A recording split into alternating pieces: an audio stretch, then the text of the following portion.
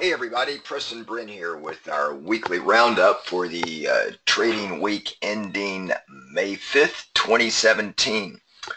What I've got on the screen here is the E-mini S&P 500 futures, and you can see we're almost at our all-time highs here of 2401.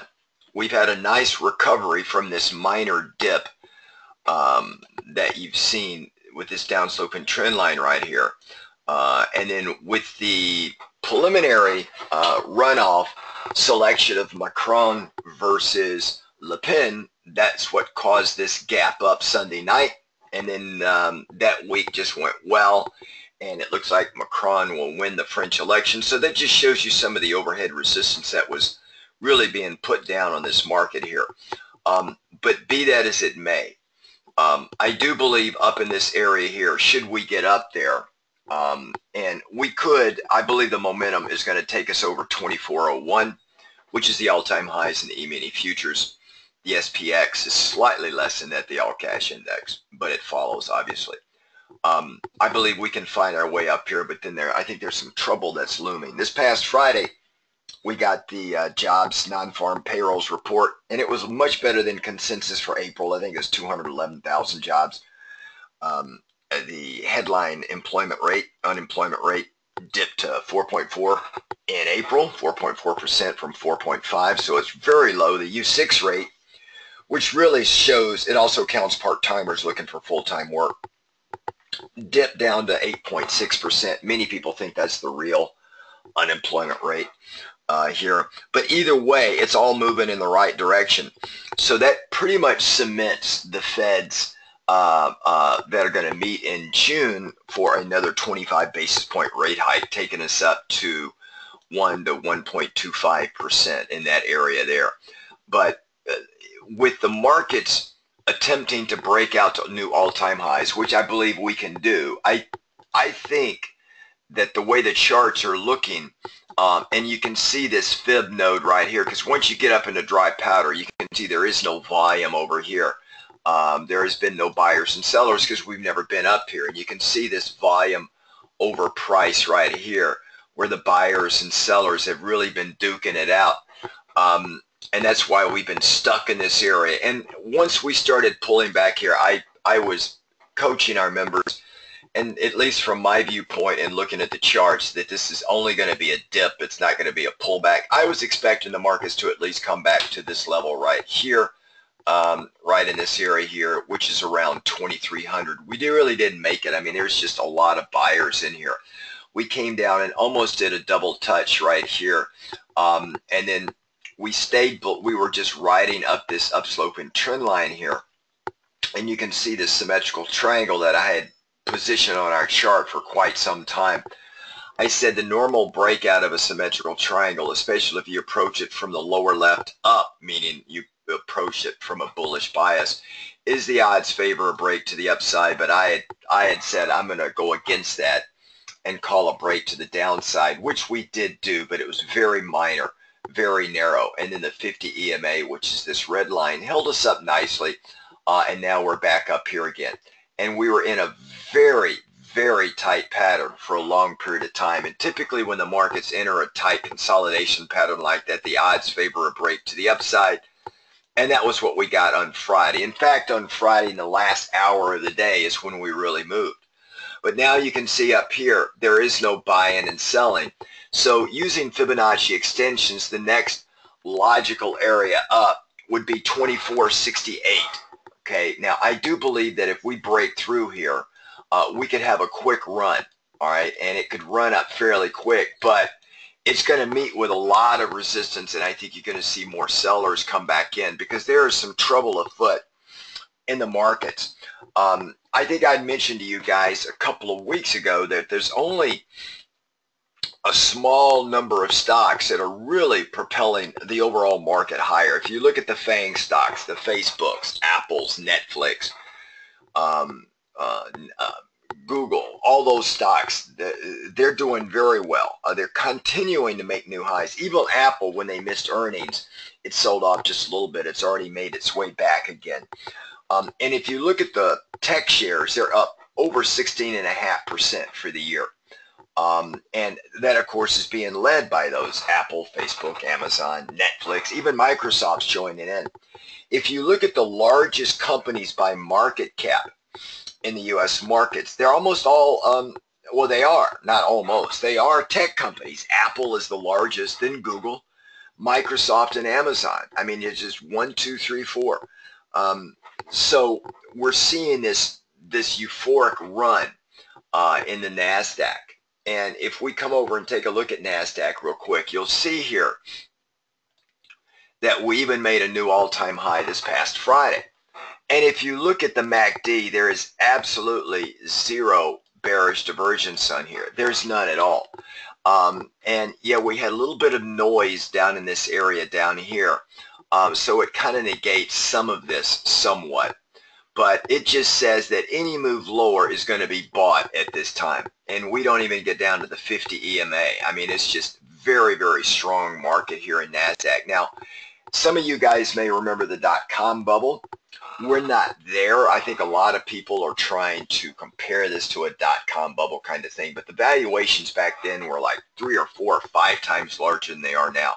Although we're in many cases richly valued, some more than fairly valued, so they're fairly expensive stocks, but money just continues to chase in. But remember, it's always the rat brain trader, the retail trader, that's the last to jump in.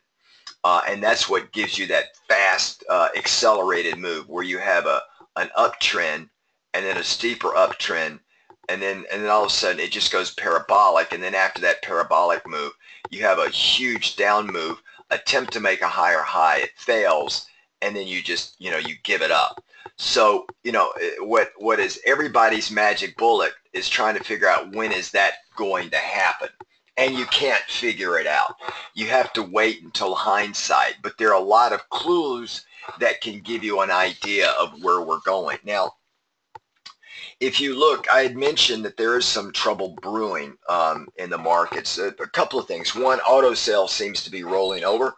And you're seeing credit card companies are reporting that they're having a rising amount of charge-offs in auto sales, and consumer debt is rising. The other thing that I thought, which is very interesting, is corporate insiders, those that are in the know or supposedly in the know because they know their own companies. They sold over 9.9, almost 10 billion worth of shares in February, and they did sell 10 billion of shares in March. And that's the heaviest monthly profit taking that we've seen since 2011. And if you guys remember 2011, we had a nice little pullback. And then you throw on top of that a very low volatility gauge, VIX. We haven't seen lows like this since 2006. So we've got a lot of complacency in the market. We're starting to see some troubling signs underneath the covers, although the main stocks, the Apples, Facebook, Amazon, Microsoft, Netflix, Google, they're just plowing much higher. So we've got to be very careful at these levels here. If we go back to the E-mini S&P 500 futures, you can see here, let me just take everything off the screen to clean it up for you, and I'll just leave just the fib on here. You can see here as we're making new highs up here, and like I said, if Macron wins, which he's forecasted to win, we're going to probably take out these highs right here, 2401, and plow higher on Monday and Tuesday. But look at this. Again, this is a little bit of a consolidation pattern in the MACD. And this is what we call a poor man's bed, right? So it's a bed in our vernacular, bearish divergence, but we call it a PM bed or a poor man bed.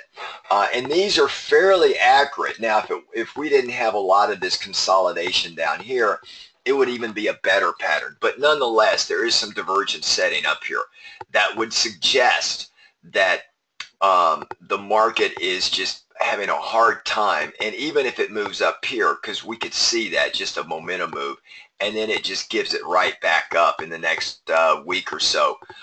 We've got to watch this very closely. The other thing that I wanted to point out here is if we look at the unbalanced volume, which we've got this pattern right here that, we made this high here up in this area here, and that's a nice bullish move up, right? But now we've been in this consolidation pattern but we made a lower high here, a lower high here, and a lower high here. That is suggesting, again, with the unbalanced volume, that any move up here, it's not supported by volume that we would like to see, much like what we got right in this area here. So I just think we could be stuck for a bit in this market. If we look at the RSI, you can see on the RSI right here, we've got the same thing. We've got a lower high. We've got this high here, and we'll probably get up in that area there, but you can see right there and then right there. So we're getting this divergence across numerous indicators, which would indicate that any move up is going to be very suspect, and I think people will probably jump in and sell some of it. But, you know, the rat brain trader is always the last one, you know, to come into the market. So that is a little bit about what I'm seeing across the major indexes here. And then finally, if we look at the Russell, which is small and mid cap, you're seeing that we've got, and there is absolutely no bearish divergence. And again, with all of this consolidation down here, that kind of negates this pattern right here. But you can see here that the 50 EMA held up nicely. I suspect any move up here is probably going to be sold off. We're going to take that off, and we're going to end up back down here testing the opening price of 2017, but not without another valiant move higher or an attempted move higher. And of course, if the French elections come out like the markets predict, a lot of the price of this Macron win is already in the market, so it should not be as big of a shock. If Le Pen wins, we're going to have a very ugly day, probably a very ugly week, and the euro will get killed the most.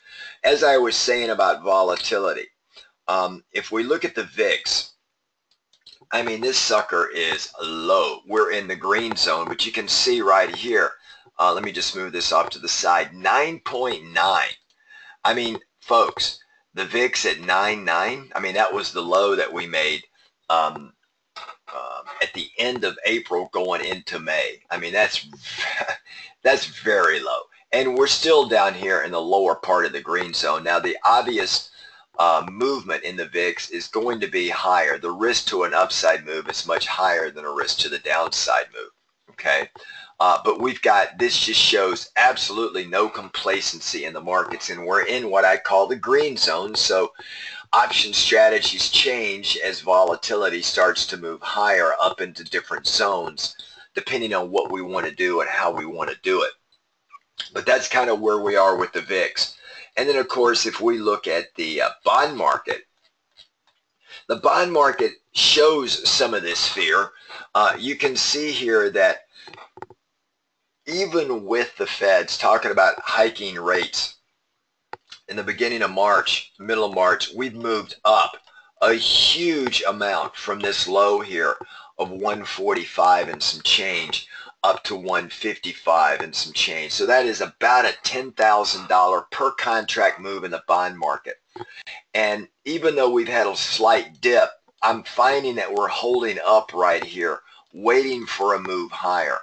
And if we do get this move higher, it would suggest the equity market's going to roll over, at least in another dip fashion. And that's kind of what I'm looking at here. Of course, this yellow line, which is the 200 EMA, is going to serve as resistance. And as it starts to stabilize, it'll start to flatten out like that. It'll put us right at that area, which were the highs that were made back over here. So this is what I'm watching for on the bond market. It could be an interesting tell for us in the equity market as to where money prefers, equity or debt. And then, of course, if we look at the currency market, I've had our folks in the euro playing the euro to the upside. You can see here that this is a classic case of, you know, higher highs, right? Higher lows as we start to make our way up. So it's just a classic a channel that we're in right now. Of course, that's not a very straight line, but you can see the channel that we're in. You think I've been drinking bourbon this morning, but you can see this channel. So we're up here, we'll probably pull back, we'll probably move higher. A lot of this is already factored in a Macron win. You can see the gap from this point right here to this point right here was when Macron got into the playoffs against Le Pen. And that's a huge move in the currency market. And we played this steady state here for a nice financial profit for us. And I do believe if Macron wins, we could have a little bit of a run up, possibly a little bit of profit taking again. But I think we're going to continue this pattern of higher highs and higher lows in the euro, putting ourselves somewhere up in this area here as we get through the summer months, because I do believe Europe is going to be a better place to be for equities. Now, I've got our members playing Europe in some ETFs, and I've got our members playing the euro. The other one that is doing very well, now I said over a 3-year period, I've been saying it here for quite some time as well, that the British pound is going to be a great trade. It is going to be very choppy, but the British pound, if you look at it, we're doing the classic, you know, where we're making these patterns here, and we're making these higher highs, higher lows, and any dip is going to be bought in the British pound. Now they've got the Brexit, and the hard work starts right now with the Brexit, with Britain and Theresa May negotiating with the EU to get a better deal. So that's going to cause some big, solid, ugly down days, and those are going to be days that I'm going to suggest and encourage potential buyers to step in, because I do believe in the next 2 years the British pound is going to be back up a lot higher.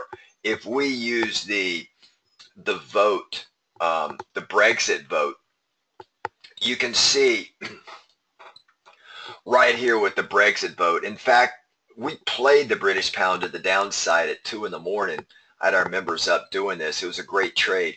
But you can see here the British pound actually ran up right into close, thinking Britain was going to vote no, meaning they stay in the European Union. And they voted yes, get out. And then the British pound came all the way back down. I do believe we're going to have this long, slow slog up like this. And it'll probably give us one of these kind of patterns. And then we're off into the races. Now, this is going to play out over the next couple of years, and it's not going to be without some of these major dips here. But you can see we're right at this level right here, and I think the next big hurdle is going to be right at an even round $1.35 to the dollar. But we're moving in the right direction. If hiccups do occur, the risk to this trade, obviously, is if Great Britain starts having major issues and consumer spending dries up and their economy goes flat, you'll see the pound fall very dramatically. So we're going to watch that. That's why it's a little bit of a riskier trade, I think, being long the pound than the euro. But I do like it, okay? I really do like it. And the Japanese yen, well, the yen is clearly going to be an underperformer. All right, and you can see the yen has been falling steadily here. Generally, think of the Japanese yen. It almost moves in the direction of the U.S. corporate bonds, the 30-year bonds. When there's global turmoil, the yen goes higher. When there is global growth, the yen goes lower. And the yen moves in the opposite direction of the Nikkei, right? So always look at the yen and the Nikkei. If you see the Nikkei up a solid day, you can almost bet the yen is going to be down. All right. I mean, it's one of those kind of things. If you look at the Nikkei, here's the Nikkei right here. We made new 2017 highs on Friday, okay, with the Nikkei index over in Japan. And these are not, you can trade these, but even if you don't, it's a good indicator to look at and follow just to kind of see where the market is headed. The other one that I like to look at is the Dow Jones transports. You can see here the transports are not doing that good.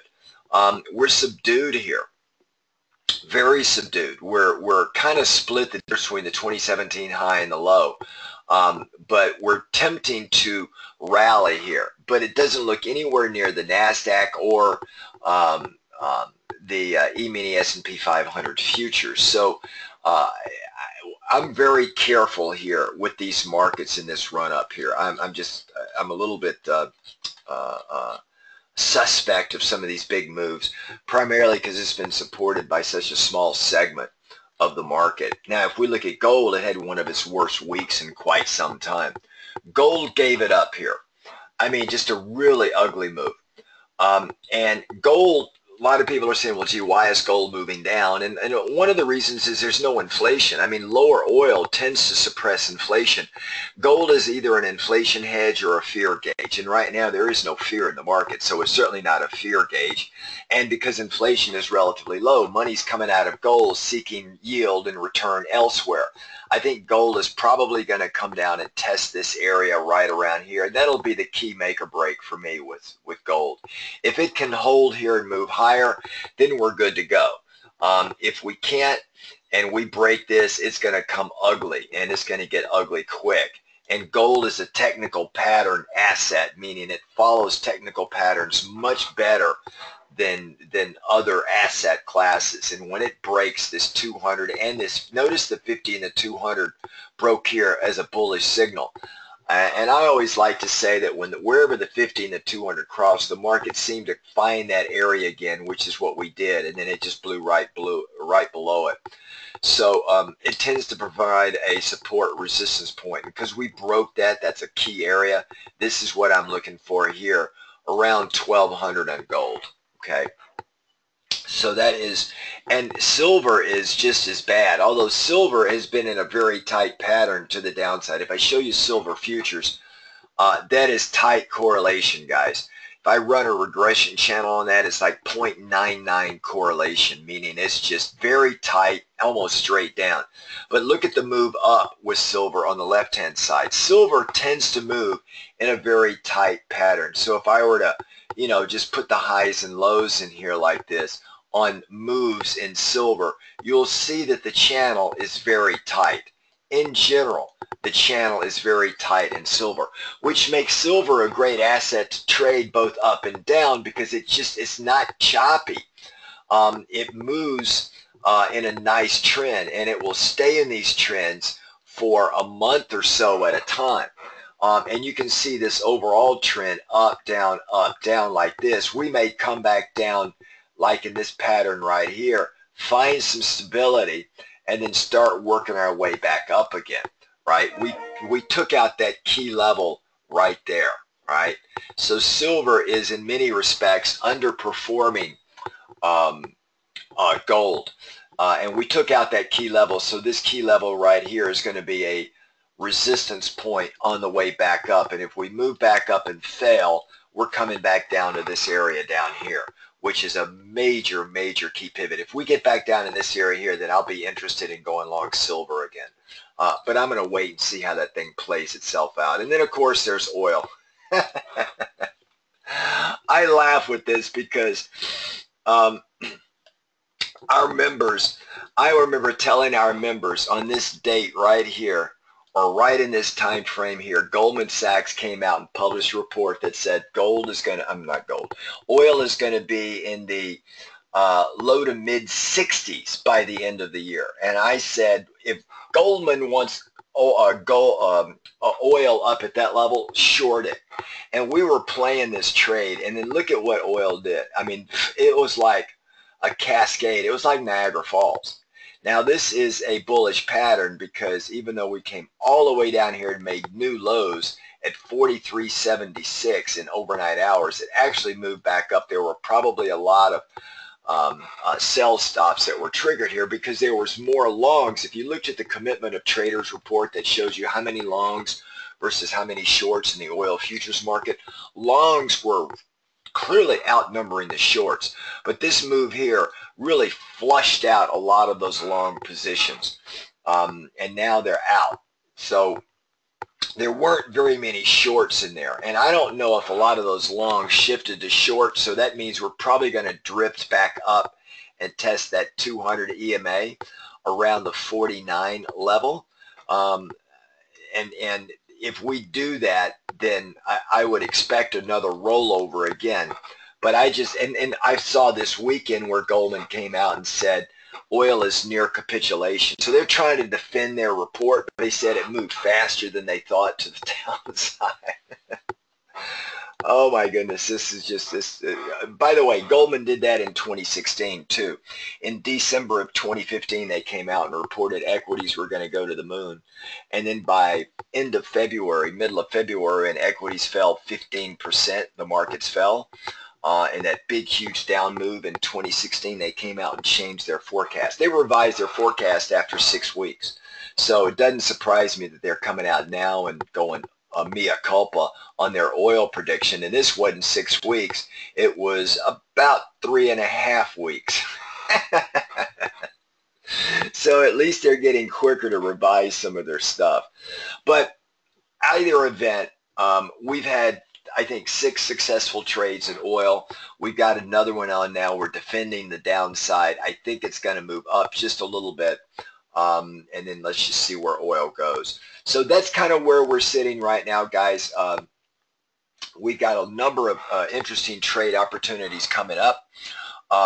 For our members, we will be doing a session this Sunday night. We'll go into some of our secret trader portfolio. We've got annualized returns in our portfolio that are really nice, well north of 28%, 30% on our secret traders. So for those of you that are watching this update for the weekend, I highly encourage you to come in and check us out. We're trading everything from commodities to equities, options, futures, and we take advantage of this. Now, one of the things I'm going to be adding to our group is the right way to trade portfolio margin, and that's something that you just don't see very often out in the markets, how to take advantage of portfolio margin. And I'm going to be using the Thinkorswim platform to show you that, and strategies that leverage portfolio margin, but you do it in a smart way. If you're not on portfolio margin, you can watch it to learn. If you are on portfolio margin, I highly encourage you to come in and join us for these. And join our group, because it's something that it's hard to find elsewhere. But it really offers some good lessons learned in what is portfolio margin, how is it calculated, and what does it mean to you, and how can you increase your returns on it. All right, everybody, members, I will see you Sunday night. Otherwise, everybody else, have a great weekend, and I will see you on our next update the following week. Take care, folks. Bye now.